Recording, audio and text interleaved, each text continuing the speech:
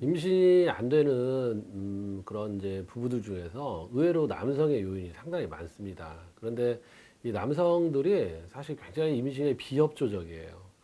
자기가 뭐 예를 들어 정액 검사에 안 좋은 부분이 나왔거나 아니면 또 성기능에 그런 문제들이 떨어졌을 때 굉장히 좀 자존심 상해하고 좀 수치스러워하는 그런 마음이 있어요. 근데 사실 이런 마음을 가지면 안 되거든요.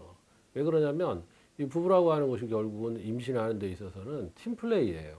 근데 이 시험관 시술할 때도 사실 남성은 이 정자만 좀 뭐 뽑아주면 거기서 끝나잖아요. 근데 그 과정이라는 게 뭐 고통스러운 것도 아니고 힘든 것도 아닌데 그 뒤부터는 오로지 여성의 몫이거든요. 그래서 여성이 과배란을 하면서 또 이식을 하면서 이 굉장히 많이 심리적으로도 또 육체적으로도 고통을 받고 있습니다. 그래서 남성분들이 많이 협조를 해주셔야 됩니다. 저희 한의원에 사실 이제 많은 부부들이 오시지만 부부가 같이 오는 경우는 거의 다 임신이 된다고 볼 수 있어요. 그게 그만큼 남성이 이 난임에 임하는 또 임신에 임하는 자세의 차이라고 저는 생각을 하거든요.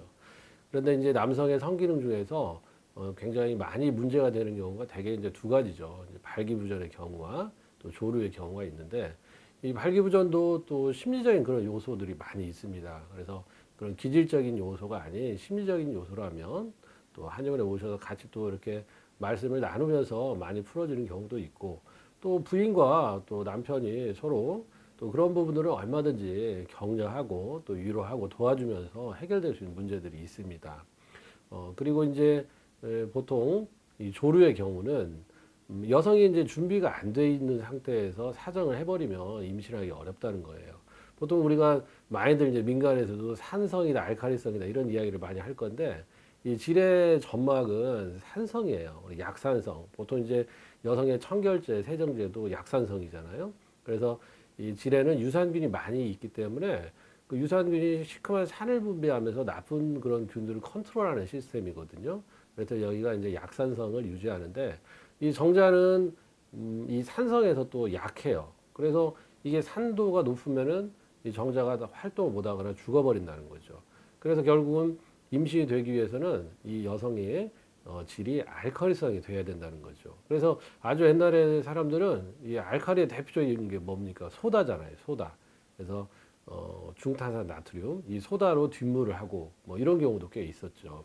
그런데 보통 이제 여성이 어떤 성적인 오르가즘에 도달하고 그럴 때 애액이 나오는데 그 질의 애액이라고 하는 것이 이제 알칼리성이고 또 배란기에 자궁경관에 점액이 나오는데 이런 게 알칼리성이라고 하는 거예요.